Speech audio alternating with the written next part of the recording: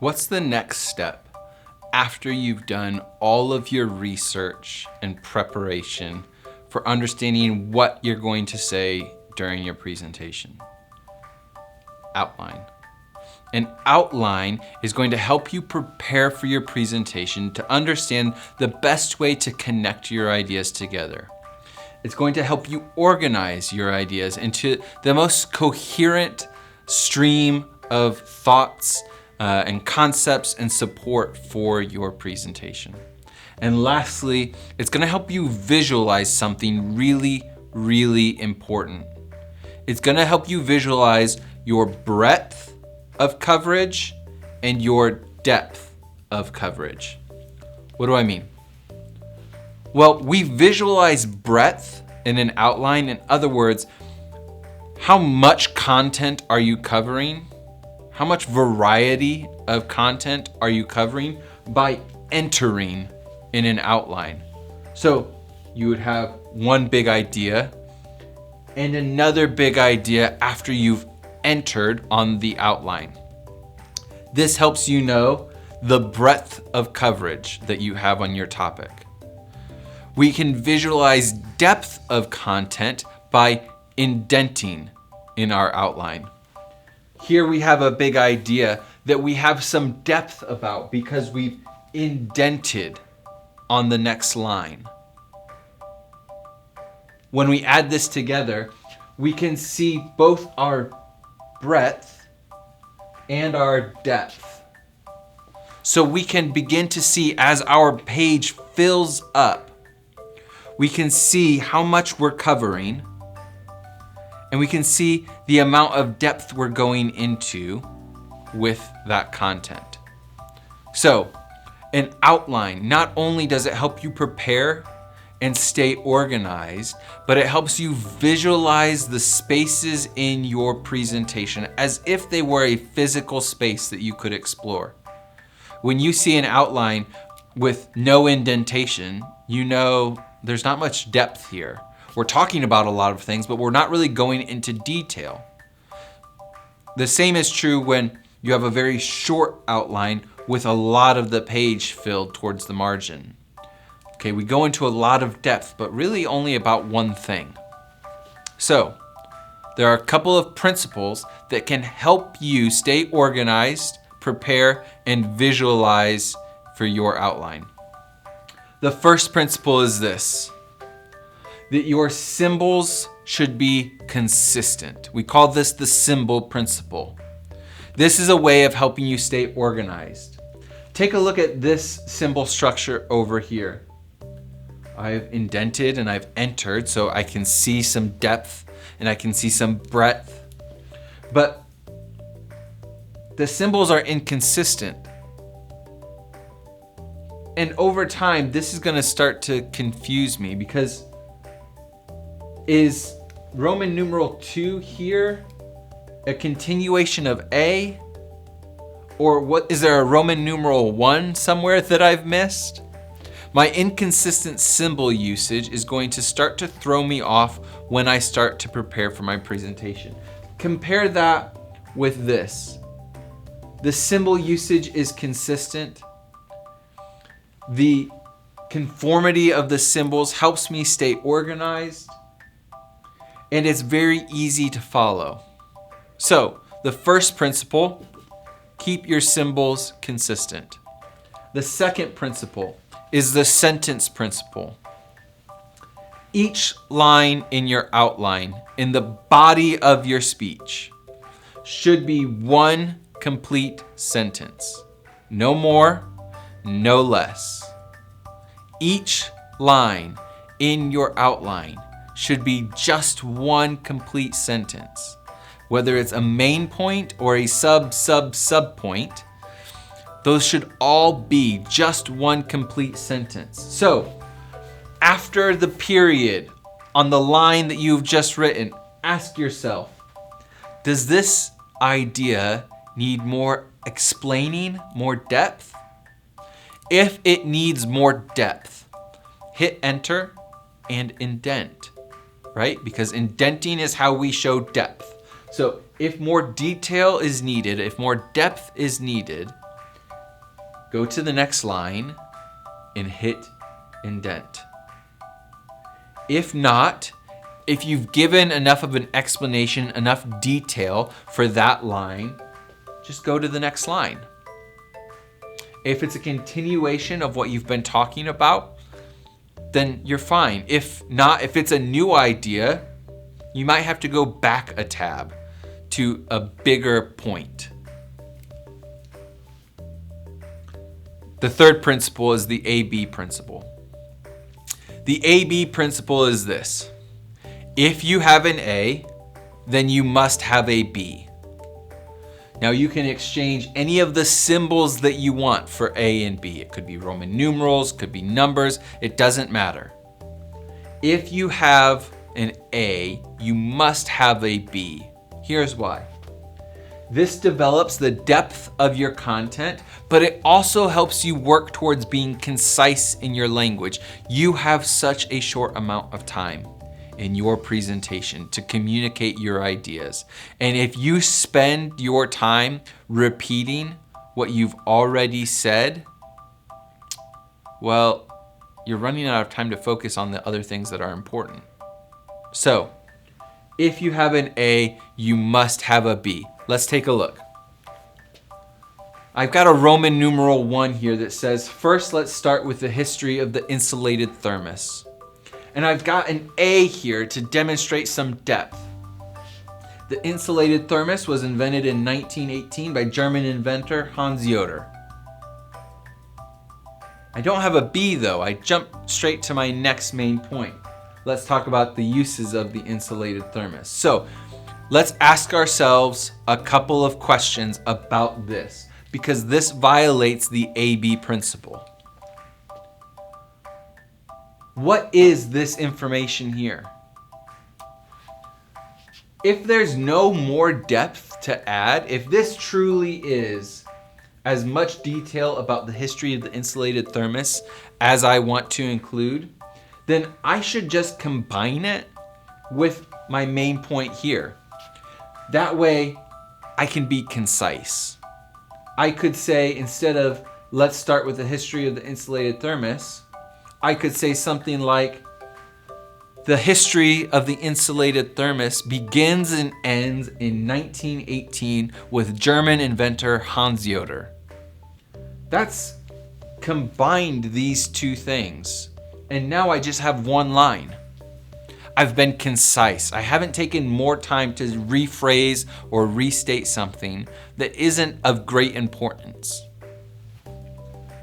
If this is all the depth that I have, then I really ought to find a way to combine it with the line above it. But there's almost always more depth. More often than not, we have just stopped short. We have found one thing and we've stopped. We haven't considered what else there is in this space. So don't stop at the bare minimum. How did Hans Yoder invent the insulated thermos? Who else was working on the insulated thermos? Where was he when he discovered this important invention? Go into more depth. There's something else there, I guarantee it. So, the 3 principles for outlining that I encourage you to follow. The symbol principle, be consistent. The sentence principle, every line should be one complete sentence. And the A-B principle, if you have an A, you must have a B. If you follow these 3 principles, you're going to better prepare, better organize, and better visualize the content of your presentation.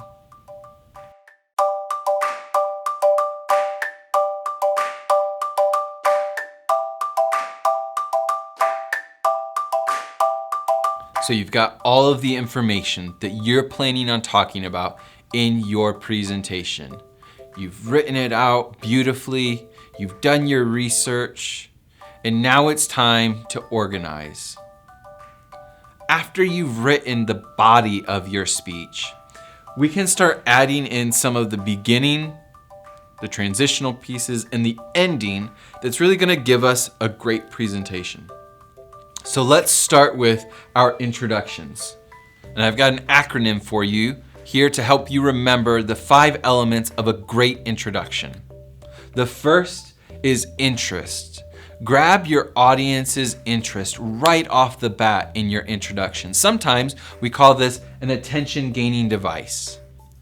There are a couple of things you might use to grab your audience's interest. Start with a story, a statistic, a quote, or maybe even a question. Something that engages your audience and gets them thinking about what you're going to talk about. The very first things out of your mouth should not be, "Hi, my name is, and today I'm going to talk about X." If no one is introducing you, starting from that point just sort of sets the bar low. Imagine if you told a story in which some of that information came out. When I was 6 years old, I experienced X, Y, and Z, and it led me to become more interested in my topic.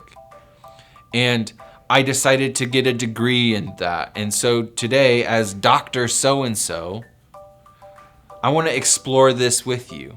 That's more engaging than, "Hi, my name is, and today I'm going to talk about." That is less than C quality. Start with a story, statistic, quote, or a question, and grab your audience's interest. That's the first part of a great introduction. The second part is establish a need. In other words, why should your audience care? Why should they care? Why are you talking about this topic, and why is this topic important? You could use more statistics to demonstrate how many people are affected by your topic. Or you could demonstrate how important this is to you personally and why you think your audience should care. This is the second step in a great introduction. The third step is introduce your topic clearly and concisely. Let us know what you're talking about and help us understand what your position is on your topic. If you think that something has been misunderstood, tell us that. If you think that something has been overprivileged, tell us that. Give us what your position is and clearly articulate what your topic is. The fourth step is demonstrate your reliability by answering the question, why are you talking about this? We can do this with 2 things, experience and your research, or experience and your curiosity. For example, I experienced X, and so I wanted to learn more. So I did some research, I did some digging. I went back and reread some old books. And today I have a better understanding that I want to share with you. That demonstrates that I had a connection to it, but I did more digging. I understand it better than I did when I had just been introduced to it. I have some credibility to talk about this topic. So, why are you talking about this topic? What's your experience? What's your research? And lastly, a great introduction overviews your main points. Preview exactly what you're going to talk about and use the same language that you use throughout your speech. Think about how you could be clever and concise and creative and how you're introducing your main points in the overview of your introduction. Now, the last thing I want to say about an introduction and these 5 elements, each of these is really important. There are none that are more important than the others. When you leave out one, everything else starts to suffer a little bit because of it. But you don't have to do these individually. You could come up with a great story that does all of these things for you. So, these 5 elements are the 5 elements of a great introduction, but you don't have to separate them out, if you can find a great story that maybe does a couple of these for you, that's a great way at moving towards concision of language. So we've got our introduction, we've grabbed their interest, established why it matters, explained clearly our topic and our position on the topic, why we are talking about it, and what we're going to talk about in relation to that topic. We've moved on to the body of our speech, and we're moving from main point to main point, but there's something that's going to help us do that, and that's a transition. You might hear these called a connective or the flow of your presentation. But a transition is what is going to help us find this connective tissue between our ideas. There are 3 things that you need to have in a transition to really establish why you're talking about what you're talking about. The first thing that you do in a great transition is you summarize the main point that you just got done talking about. Conclude it in some meaningful way. The second thing that you're going to do is link it. Connect what you were talking about to what you're about to talk about. Find a way to connect these 2 ideas. And then lastly, the third thing that you're going to do in a great transition is preview your next main point. Introduce for us what you're about to talk about. You know, X is a really interesting thing, and it can help us understand why. Today we're going to talk about Y and Z. Is an example of a 3-part transition where X is really interesting. I've summarized. It can help us understand. There's my link. Y is really interesting, and we can understand it through Y and Z. Is my preview. It demonstrates the flow and connectedness of my ideas. So, a 3-part transition or a complete transition: summary, link, and preview. Once we've transitioned between our main points, we have a good flow, it's time to write our conclusion. I've got another acronym for you to help you remember the 4 elements of a great conclusion. The first element and step to writing a good conclusion is provide us with some direction. Help us understand that the speech is concluding. Signal to us. Now, I would really encourage you to stay away from the words "in conclusion." And there's a reason why. If you've used the same language between your overview of your main points and the transitions to your main points, then we know "in conclusion." There are better, more creative ways of signaling that we're concluding. Wrapping up is one that I hear frequently to sort of get away from "in conclusion." It's sort of doing the same thing. Maybe there's a better way, a more creative way of helping us understand that things are winding down.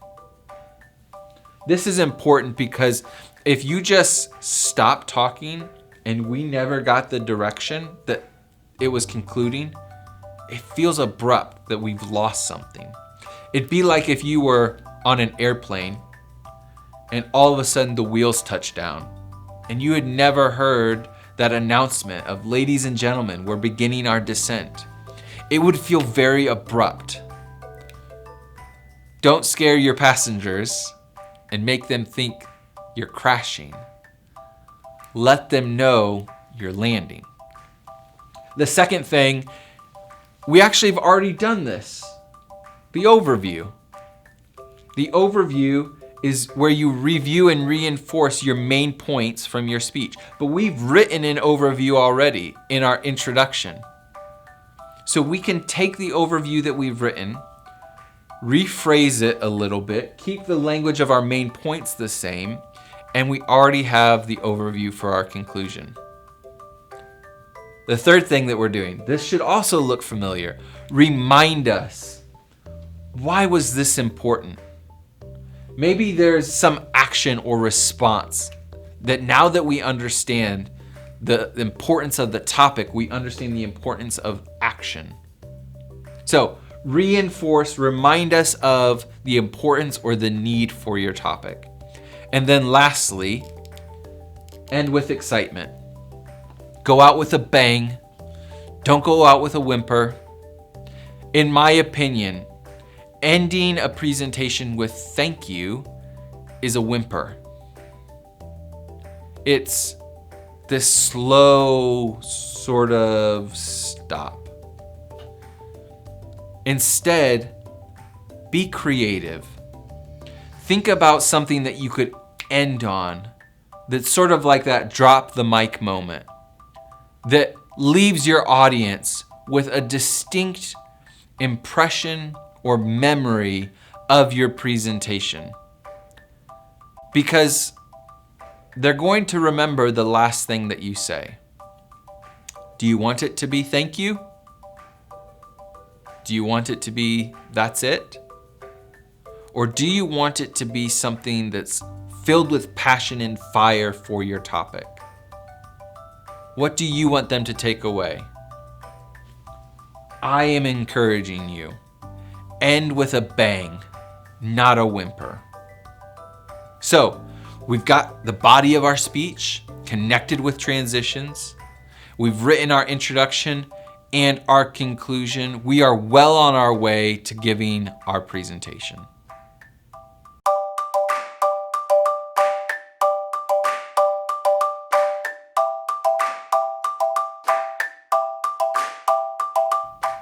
Aristotle believed that our credibility, in other words, our trustworthiness, our believability as a speaker, came from what he called ethos, the sense of goodwill and care for our audience. That if our audience felt like we cared, that we were extending goodwill in the way that we talked about something or what we talked about, that lent to us, the speaker, credibility, trust. So today we're going to talk about what makes someone credible and how we can help increase our credibility. So what makes someone credible, or where does credibility come from? When you are giving a presentation, there are three main types of credibility that you have at different points of your presentation. The first is initial credibility. When you first get up in front of your audience is willing to extend to you some level of credibility and trust. They're willing to listen, at least to an extent. That initial credibility that you start with can be lost or transformed. The second type that it could be transformed into is derived credibility. This is where what you say begins to build in your audience's mind a sense of trust and believability, that you know what you're talking about and that you care about your audience. When we have derived credibility, we have said things throughout our presentation that pull our audience into our topic, help them understand it in a new way, or are illustrating some fundamental care for our audience. And then lastly, we have terminal credibility. When you think about people who you see videos of online, maybe it's Neil deGrasse Tyson or Bill Nye, the science guy, they have terminal credibility, where the things that they have done over time have led to a perpetual state of credibility. And we take notice when these people say something. We stop and think if it goes against something we already believe. And we're willing to listen to people with terminal credibility. So, what can you do in your presentations to increase your derived credibility? There are a couple of things that you can do to build this credibility. The first is to start with your audience in mind. Centering on your audience will increase your credibility because you are demonstrating care. And if Aristotle is right, that our sense of ethos and credibility comes from the goodwill and care that we extend to our audience, then starting with our audience in mind and centering on them and the way that we think about our topic is the best place to start if we want to increase our credibility. The second thing, though, is think about the information that you are including in your presentation. If it's being driven by what your audience already knows, then you're incorporating information that's new. If that's the case, support that information with sources, statistics, examples, testimonies, things that are increasing the likelihood that your audience will understand that information, but that they can find that information again. That it's not just your idea, but you are drawing on the ideas of other people as well. And lastly, something else that you can do to build your credibility is be dynamic in your presentation. Someone who is very stiff and rigid and monotone, and they don't have facial expressions or they don't use gestures, doesn't strike someone as credible. There seems to be something a little off. On the other hand, if you are over the top and exaggerated, you might come across as untrustworthy. So be dynamic in your presentation. Don't be static. What I mean by that is incorporate variety. If you use gestures in normal life, use gestures, but don't go all over the place.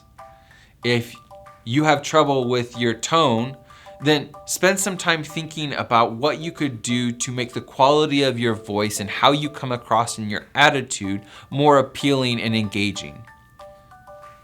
Start with your audience, think about the information, and be dynamic. So, let's talk about this idea of the information that you're sharing. It's important to cite your sources. I think you've probably heard this before, that it's critical to your sense of trustworthiness to be able to cite where you found your information. I think there are three main reasons why we should cite our sources, and I think there's an order of importance here. I think the most important reason to cite your sources is to credit those who have influenced you. I don't think any of us are original. I think the things we believe and the things that we think are often a result of the things we've read or have heard. And if we think about those things, we may give a slight twist to them.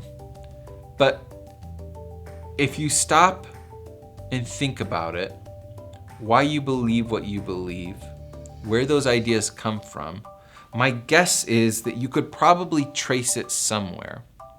Ralph Waldo Emerson has this great quote in his essay, Quotation and Originality, where he says that there is nothing that is unique to what we say, that every warp and woof of our language has already been uttered before, and we are simply recycling and reusing.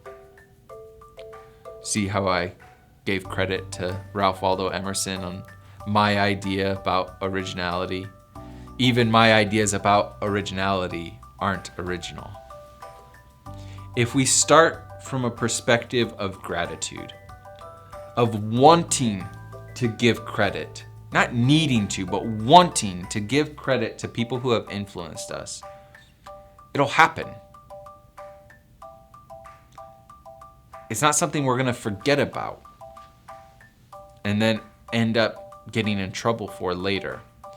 If your goal is to credit the people who have helped you become who you are, it'll happen. The second reason is that we get to borrow credibility. If I'm citing doctors and researchers and scientists to support an idea that I have, I'm borrowing the credibility that comes along with being a doctor, a researcher, or a scientist. Their credibility is being lent to me for a short amount of time during my presentation. And so that derived credibility is getting stronger and stronger as I pull on the terminal credibility of others. And lastly, in my opinion, the least important reason to cite your sources is to avoid plagiarism. You and I both know that legalism is a pathway to death. If that's the only reason that you are doing something is to be legally compliant, there isn't going to be energy there. There isn't going to be life in your presentation. And when you forget, you're going to kick yourself over and over and over again. But if you start from a desire to show gratitude and credit to those who have influenced you, the rest of this will follow. I urge you to change your mindset about why you cite your sources. Start from gratitude, and the rest will follow. Let's get to some logistics, some real practical logistics of what you need in order to give a good verbal citation in your presentation. There are 3 pieces of information that you should include to help credit those who have influenced you, to borrow their credibility, and avoid plagiarism. The first is your author's name. Who are they? But don't stop there, because if I just said Timothy Berkey says X, Y, and Z, but you don't know who Timothy Berkey is, what makes them credible, it's not enough. I'm Timothy Berkey, by the way. Give us their credibility. What makes them credible to speak on this topic? What is their expertise? Why have you chosen to include their ideas in this way? And then, when was this? Recency is really important, especially when we're talking about things that are developing currently. Even our understanding of things that have happened 50, 60, 80 years ago are still changing.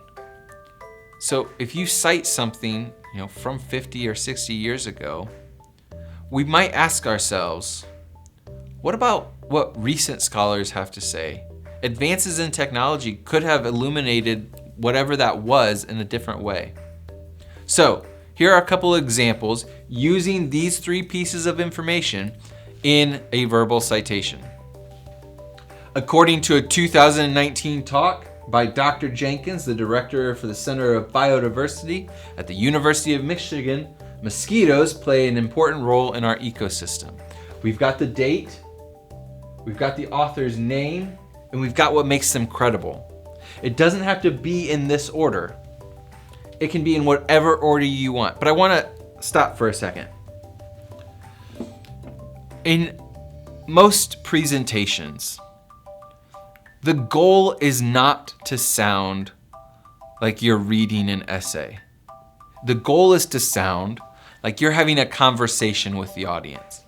And I don't know about you, but I have never in a normal conversation said the words according to. It's just never happened. I don't say according to a 2019 talk by Dr. Jenkins. That's just not how I talk. So let's take a look at another one and see if we can get closer to maybe how it might sound in an actual conversation if I was talking about something. Maybe this is a conversation that you've had with friends. I was listening to the Liturgist podcast from 2018 where the artist defined liturgy as in a totally unique way, and then whatever that is. What do we have? Well, we have where the information came from.